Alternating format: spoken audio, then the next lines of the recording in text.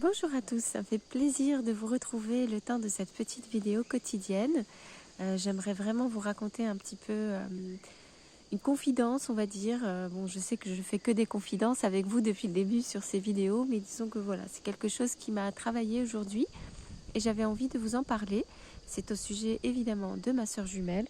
Donc j'en profite pour vous dire, si vous êtes nouveau sur cette chaîne, eh bien que je partage avec vous et avec toutes les personnes qui croisent cette chaîne, ma façon de vivre le deuil, parce que j'ai perdu ma sœur jumelle au début de cette année 2023 et elle est morte du cancer. Et nous avons passé 4 années ensemble à jongler dans cette vie de maladie et de guérison avec les différentes périodes qu'il y a eu. Et je raconte tout ça sur cette chaîne. Donc vous êtes vraiment les bienvenus pour vous abonner si ça vous intéresse, et puis pour mettre un pouce sur cette vidéo, encore une fois, si ça vous intéresse, et poursuivre avec moi l'aventure triste, mais cette aventure que j'ai quand même plaisir à partager avec vous. Alors la confidence que je voulais vous faire aujourd'hui, donc je suis toujours dans l'ashram de yoga et je travaille toujours en permaculture. Je dis ça pour les personnes qui sont nouvelles. C'est simplement que j'ai eu vraiment une très très forte allergie aujourd'hui. Donc je parle encore plus du nez et j'ai vraiment mal à la tête et tout ça. Je me suis allongée après mon travail pour me reposer et puis j'ai commencé à être assaillie par des images évidemment de ma sœur jumelle du passé. Et puis il y a quelque chose qui est arrivé, je ne sais pas pourquoi, parce que j'étais déjà dans un état minable. Alors je ne sais pas si vous êtes allergique vous, mais franchement, ça se voit pas forcément physiquement, mais je me sens dans un état, vous savez, quand on a une grosse grippe et qu'on a mal partout, qu'on est courbaturé, on n'arrive pas à réfléchir, on est complètement congestionné, la gorge qui gratte et des choses comme ça. Et j'étais vraiment vraiment pas bien, donc j'avais pas le moral et tout. Et puis je suis assaillie par des images affreuses en fait. Et de nouveau, les images que j'ai, c'est les images de ma sœur au moment où elle est dans la chambre funéraire en fait. Et j'ai ce souvenir qui me remonte à la figure, c'est quand son ex-copain est venu la voir, et pas que lui, il y a d'autres personnes qui sont venues. Et ça a été un moment évidemment très émouvant. Il ne l'avait pas vu depuis longtemps. Ils avaient rompu depuis, je crois, 5 ans. Ils avaient eu une très longue relation ensemble et ils étaient vraiment très attachés l'un à l'autre. En tout cas, elle, c'est certain. Lui, je pense aussi. Et le fait est que quand il est arrivé, moi, j'ai souri. Et voilà, je l'ai pris dans mes bras, il m'a pris dans ses bras. J'ai rigolé et tout ça. Et ce que je veux vous dire, en fait, c'est pas ça. Le souci que ça m'a posé, c'est que je me souviens de moi. Pendant toute cette période-là, les gens venaient me voir et moi, je montrais comme ça la pièce qui était derrière, donc qui était la chambre funéraire. Et ma sœur était allongée dans son cercueil. Elle était complètement morte. Mais moi, vraiment, on dirait que je suis folle. Vraiment, c'est dur pour moi de vous raconter. D'ailleurs, j'ai envie de pleurer. De vous raconter ce souvenir parce que, en fait, j'ose le dire, c'est que j'étais heureuse à ce moment-là parce que je ne me rendais pas compte du tout de ce qui était en train de se passer. Je savais juste que ma sœur était à côté de moi. Et j'étais tellement fatiguée, tellement épuisée dans ma vie à ce moment-là, que j'ai pas compris qu'elle était morte en fait. Je le savais puisque c'est moi-même qui ai envoyé le message aux gens. Mais pour moi, elle était là à côté. Elle avait toujours, pour moi, j'ai l'impression qu'elle dormait. Et, euh, et la seule différence avec ma vie affreuse que j'ai eue, surtout la dernière année, c'est que là, il y avait des gens qui venaient nous voir toutes les deux. Parce qu'on a été très, très isolées toutes les deux. Et là, il y avait des gens qui venaient, et puis des gens qui comptaient, des gens gentils. Et en fait, je bondissais de joie à l'intérieur de moi. Je crois que je me sentais tellement mal dans ma peau. J'étais tellement épuisée, tellement fatiguée, tellement angoissée, tellement... Je ne sais même pas comment vous expliquer cet état-là. Des fois, je me dis que j'aurais dû enregistrer des vidéos à ce moment-là, mais j'étais trop fatiguée pour le faire. Et trop paniquée, et puis j'avais pas le temps du tout, du tout. Mais c'est difficile à expliquer maintenant parce que j'ai l'air normale presque maintenant. C'est tellement incomparable l'état dans lequel j'étais avant. Et donc moi je me souviens avoir accueilli toutes ces personnes-là avec un grand sourire, avec de la joie.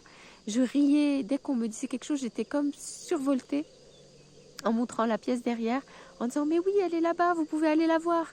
Et en fait, au fond, ce que j'essayais de dire, c'est je suis heureuse qu'elle reçoive de la visite. Enfin, qu'elle reçoive de la visite. C'est pas qu'elle en a jamais reçu, mais la situation fait que ça n'a pas été le cas très souvent. Et donc les gens sont allés la voir. Et moi, dans ma tête, tout était parfait. J'étais là, elle était là à côté. Tout d'un coup, je faisais autre chose que ce que je faisais d'habitude, qui me rendait tellement épuisée. J'étais pas en train de faire des soins, ou je ne sais qu'est-ce que j'étais en train de faire tout le temps, mais j'étais juste à côté, quoi. Et en fait, elle ne réclamait pas de soins, ma sœur, à ce moment-là. Elle n'avait pas mal, elle n'avait pas de douleur, elle n'avait pas de détresse, elle n'avait pas de besoin particulier, elle n'avait pas soif, pas faim, pas rien, donc j'étais tranquille. Voilà. Et moi, c'est juste ça que je voyais à ce moment-là. Excusez-moi, je pleure, mais c'est pour vous montrer que ces souvenirs sont extrêmement vivants et qu'ils s'invitent dans ma tête par moments et je ne sais même pas pourquoi. Il n'y a aucun rapport avec ce que j'étais en train de penser, ni ma journée, rien du tout. Mais je me vois en train de sauter au cou de ces gens-là avec un tel sourire et montrer encore une fois, voici la pièce où vous allez voir ma sœur, et les laisser partir. Et quand ils revenaient, eux, ils avaient l'air complètement défaits. Ils essayaient de se retenir parce qu'ils voyaient que moi, je souriais, que j'étais heureuse. Et je leur disais, bah alors, vous avez vu, elle est bien en fait. Non, elle n'est pas bien, elle est morte, elle a l'air d'une morte en fait. C'est pas bien du tout. Et je sentais bien que j'avais peur, j'avais peur de chavirer à l'intérieur de moi. J'essayais de rester droite et de me maintenir debout pour faire ce qu'il y avait à faire cette journée-là. Et toutes les journées qui ont suivi. Après, il fallait prendre l'avion, il fallait transporter son corps en avion jusqu'au Maroc, etc. Donc, il ne fallait pas que je flanche. Et ce qui est terrible, c'est aujourd'hui, c'est cette impression de folie. J'ai l'impression que je me suis montrée vraiment comme une folle furieuse depuis le début. À rire, à sourire, à être heureuse, à être en joie. Et j'ai eu cette deuxième image. C'est au moment où elle a été enterrée vraiment au Maroc, elle était déjà dans son cercueil. Et j'ai pas réagi du tout. C'est-à-dire que j'aurais été en train de faire la queue dans une boulangerie ou ailleurs, ça aurait été pareil. Je n'ai pas réagi du tout. J'avais ma grande sœur à côté de moi, j'avais ma mère à côté de moi, puis il y avait tous les gens qui étaient là, il y avait beaucoup de personnes qui étaient venues aux obsèques, la famille, les amis de la famille, tout le monde, quoi. Et il posait son cercueil en terre, je voyais bien, il y avait plein de gens qui s'activaient, tout ça autour du trou. Et moi je regardais. Et pour moi, elle n'était pas morte en fait, elle était dans son cercueil. Elle était en train d'être placée là. Mais j'arrive pas encore à le comprendre. Et je sais qu'ensuite, les amis de ma mère sont venus lui dire on s'est inquiété pour Kenza au moment où ils l'ont placée dans la terre. Et au moment où je vous parle, là, j'ai le petit chat qui sort des bois et qui est en train de me regarder. Je n'ai pas pleuré à ce moment-là. J'ai laissé faire. J'ai tout laissé faire. Et voilà. Et maintenant seulement, je commence de temps en temps à comprendre que non, je ne peux pas enlever la terre qui est sur son cercueil. Non, je ne peux pas ouvrir son cercueil. Non, je ne peux pas toucher son corps. Et qu'en fait, je ne peux plus. Mais c'est ça que tout le monde avait compris. Mais que moi, je n'avais pas compris. Que je ne comprends pas encore aujourd'hui, vraiment. Parce que là, si je veux, je regarde ses photos. Si je le fais pas. Si je veux, je peux écouter un ancien message vocal. Et Dieu merci, ma soeur et moi, on a passé notre vie à se laisser des messages vocaux sur WhatsApp. Donc je peux écouter sa voix, mais je le fais pas. Donc il y a encore un côté où j'ai pas compris ce que c'est qu'être mort, quoi. Mais c'est juste qu'il y a un moment donné, je sais pas ce qui m'est arrivé, j'ai regardé ma peau, je crois, ou mes mains, je sais plus qu'est-ce que j'ai fait. Et tout d'un coup, je me suis souvenue que quand elle est morte et qu'elle est restée, donc on l'a veillée, ma mère et moi, toute la nuit, toute seule avec elle, on n'était que toutes les trois. Elle était là, c'est une situation totalement, j'ai envie de dire galactique, je ne sais pas comment vous expliquer, quel terme. C'est complètement dingue d'être à côté de la personne qu'on aime le plus au monde, peut-être, et qui est mort à côté de vous, et puis vous ne comprenez pas qu'il est mort. Elle était là, allongée sur son lit, et puis nous, on a dormi à côté d'elle, ma mère et moi. Mais ça, je vous renvoie sur les vidéos de la chaîne pour avoir toute l'histoire, en fait. Mais c'est juste que voilà, et c'est seulement quand je savais qu'il y avait le gars des pompes funèbres qui allait venir dans l'après-midi, que j'ai compris que c'est le dernier moment vraiment où je pouvais capturer encore ce moment où elle est à la maison, où il y avait son corps totalement disponible, son drap, son lit, là où elle était. Donc, il y a un moment donné, je lui ai touché les pieds, la peau des jambes, parce que c'est ce que je faisais tout le temps, parce qu'elle avait mal. Donc je lui passais tout le temps des petites cales sous les genoux, sous la cheville, etc. Et ma mère aussi. On passait un peu de crème aussi sur ses jambes.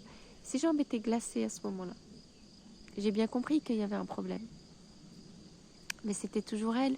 C'était ses petits pieds magnifiques, ses petites jambes magnifiques. Et puis sa peau.